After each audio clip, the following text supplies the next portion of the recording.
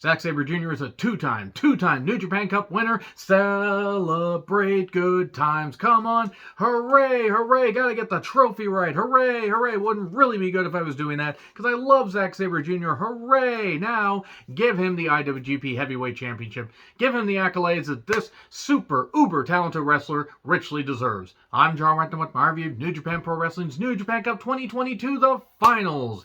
Yeah, pretty much spoiled it right there, but then again, if you've watched this entire New Japan Cup tournament, you knew that Zack Sabre Jr. won it, and you want to know my thoughts.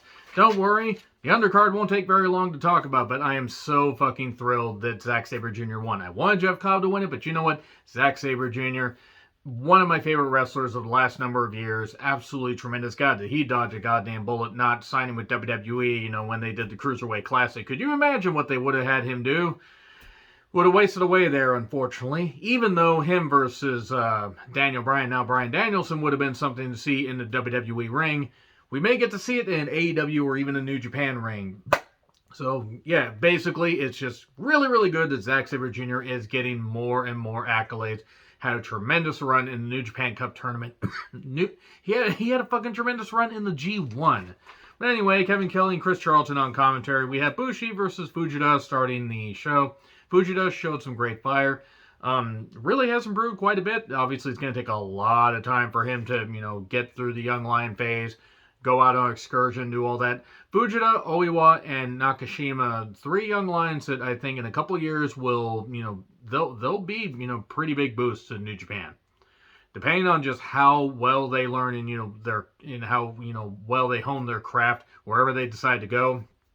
It's going to be very interesting. Maybe they need to bring up more. I'm not saying just bring up people before they're ready. Just bring people up and get to where you're going to repopulate and and replenish the roster, because there are some people that I've seen on this particular tour that aren't going to be lasting very long. Anyway, Bushi beat him with a Boston Crab, because of course he did, as he should have. So, Bullet Club took on Guerrillas of Destiny, Master Wato, Taguchi, and Jado. Same as it ever was. And as the days go by, I do not care about this feud at all. Granted, the Guerrillas of Destiny, as faces, it's certainly unique. It's going to take a bit of time to get going, but, well, Gato pins Jado after Chase hits a knee. Chase, once again, taking advantage of somebody. He tends to know how to do that, allegedly. So yeah, Gato pins Jado because we need this feud to continue. Brass Knuckles on a pole. We're getting that at the Hyper Attack Battle show on April 4th or 9th. I may review those, but I'm probably not going to review the rest of the stuff throughout the month. So anyway, Yano, Yo, and Ishii took on Suzuki, Taichi, and Kanemaru. And again, same as it ever was. As the days go by, we get Ishii and Suzuki just pounding each other. We get more sumo stuff. And the Yokozuna elbow, 1, 2, 3. And then Taichi basically challenges, Yano for a sumo match. Oh, you want this? Well, that's what we're going to have. And then Ishii and Suzuki go at it, and we get a pull apart. And good luck with that, referees. Every referee got in there, and they still weren't able to keep them apart. So, House of Torture members Sho and Yujiro took on Despy and Taka. Well, basically, Sho decides, I'm taking my ball and going home. He goes backstage, and then Despy and Taka make their entrance. And, he has a wrench. He throws a wrench in their plans, and they beat them in 37 seconds. No, really, they beat them down. Match starts, 37 seconds, and that's it. Well, that was a waste. I mean, I understand they're trying to make Sho detestable. You don't have to try, because House of Torture is already fucking detestable as it is. Despy's got to win. Do not give this current version of Sho the championship. Despy could drop it to somebody way better. You give it to Sho, you might as well just put that title on ice. Because no one's going to care. They're just going to say, oh, interference. Oh, here's more interference. So anyway, Goto, Yoshihashi, Makabe, and Hanma took on the United Empire. Alright, it was the typical stuff. Tour of the Islands on Hanma, 1, 2, 3. Not bad. Nothing terrible. But it was what it was. And then Cobb and Okan basically demand their IWGP Tag Team Championship shot. I wonder where this leaves Hanare. Hanare just, I'm thrilled that they gave him, he has a new look. He has improved his style, even though he was good before. And now it just seems like he's almost lost in the shuffle as part of the United Empire. That's my take. It just seems like they don't really quite know what to do with him. Anyway, Shingo and Hiromu took on Evil and Dick. Hey, Dick got pounded down and beat by Hiromu with everything as Hiromu. Hiromu's got to beat Evil. He challenges him for the Never Championship. Beat him. Beat him for the Never Championship, and that's the closest that Hiromu will get to heavyweight, because apparently he wants to stay as a junior. But him as a Never Champion, even if it's just for a few months, that'll be cool.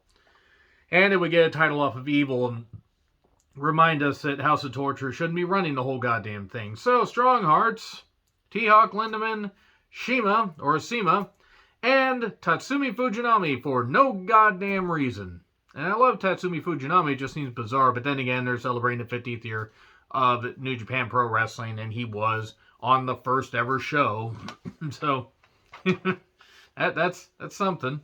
The fact that he's been wrestling that long, of course, at one point, Kevin Kelly mentioned that Fujinami will be 69 this year, and Chris Charlton goes, nice, because we're all mature individuals here. They took on Okada, Tanahashi, Kojima, and Tiger Mask. So, Fujinami got some time. Obviously, at almost 70, he's not going to do too much, but he did enough to pop the crowd. T-Hawk took some tremendous chops. Bowed up at Kojima, bowed up at Okada, got a close near fall on Okada. But then the landslide brings me down, and the Rainmaker 1, 2, 3. And then we get handshake, celebration, good times, come on. And then we get to the main event, Zack Sabre Jr. versus Tetsuya Naito. And obviously, based on the intro, if you didn't know, now you know. Well, Zack Sabre Jr. is a two-time New Japan Cup winner, 2018, 2022. Great shit, really. Very impressive match. I don't think that this will go on my favorite matches of the year list, because while it was really good, I liked the match with Shingo just a little bit more. But that being said, it was a tremendous match. These two always work well together. Naito targeted the neck and tried to use power on Zack Sabre Jr., but Zack just kept grinding down on Naito's neck and also on the knee, the previously injured knee that he kept targeting to knock him out of the G1. So Naito was going for revenge here. Great near falls. Zack Sabre Jr. kept countering. Naito got some shots in on the neck. And then we get near falls. The playing crowd was popping. Crowd was oohing and on during this. They could not keep themselves silent anymore. Destino and Zack Driver for 2. Oh no. What's going to happen? We get more strikes. We get some more near falls. And then finally, DDT, Zack Driver, 1, 2, 3, two-time winner. And he says he's going to win the IWGP Heavyweight Championship, and as you were. Great shit. Really, really good. The tournament wasn't perfect. There were certainly some issues, but it ended right. If Jeff Cobb couldn't win, I'm glad Zack Sabre Jr. won. Even though Okada winning it, they could have had a few winners and it would have been fine. But Zack Sabre Jr. 100% deserved it. Let me know your thoughts in the comments. Like, share, subscribe, Twitter handle in the description. I'm John Wetland. I'll see you soon.